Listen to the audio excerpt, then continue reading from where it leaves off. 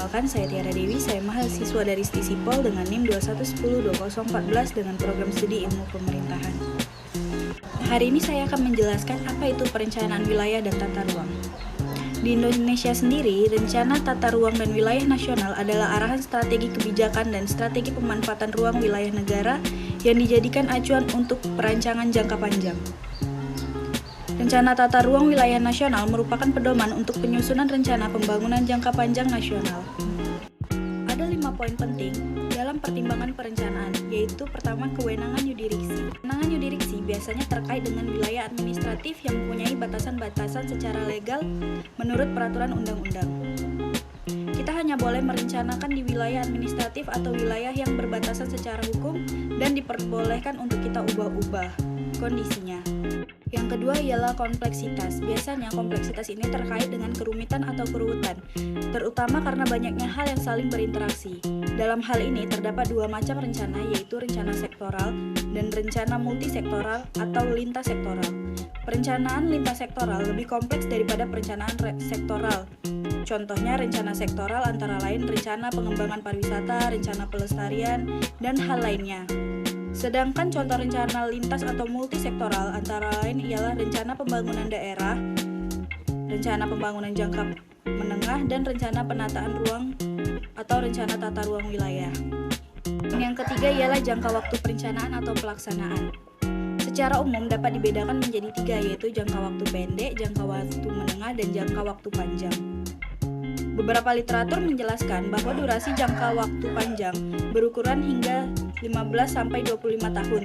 Tapi di Indonesia telah ditetapkan melalui beberapa undang-undang bahwa perencanaan jangka waktu panjang berdurasi 20 tahun, jangka waktu menengah 5 tahun, dan yang terakhir jangka waktu pendek ialah 1 tahun.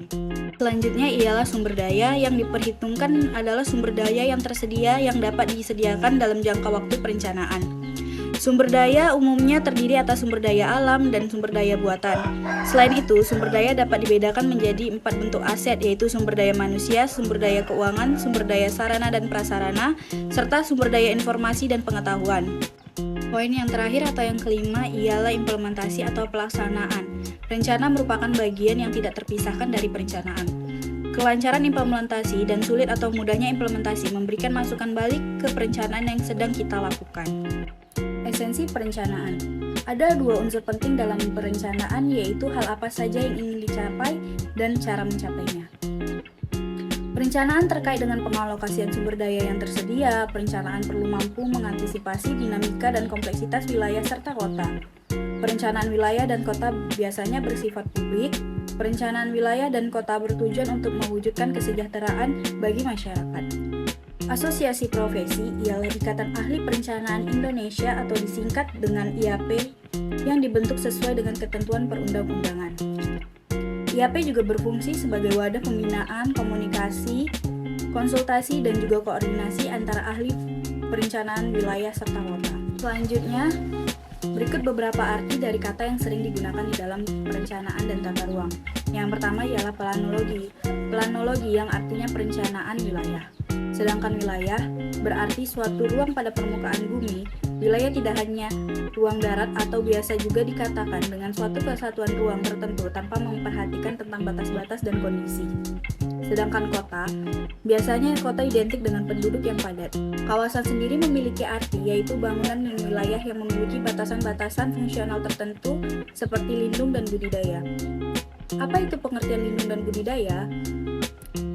Lindung adalah kawasan yang tidak boleh sembarang dibangun, sedangkan budidaya merupakan kawasan yang dapat dimanfaatkan secara ekonomi, fisik, dan sosial.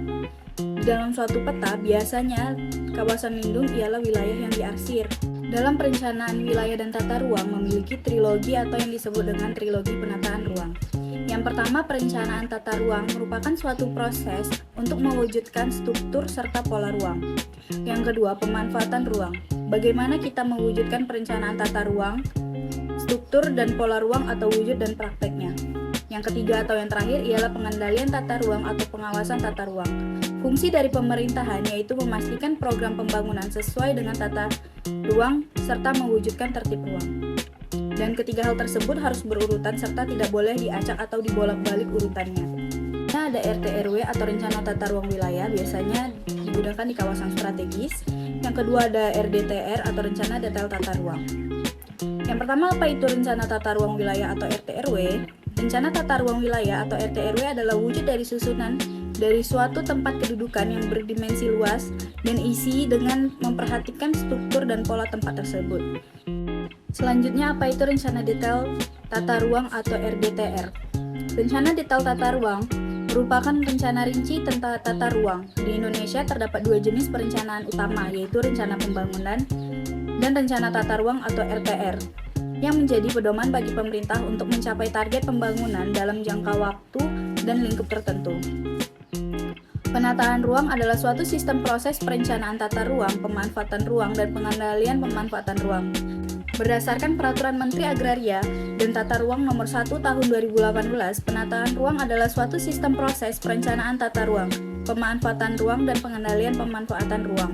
Berikutnya adalah prinsip-prinsip umum perencanaan.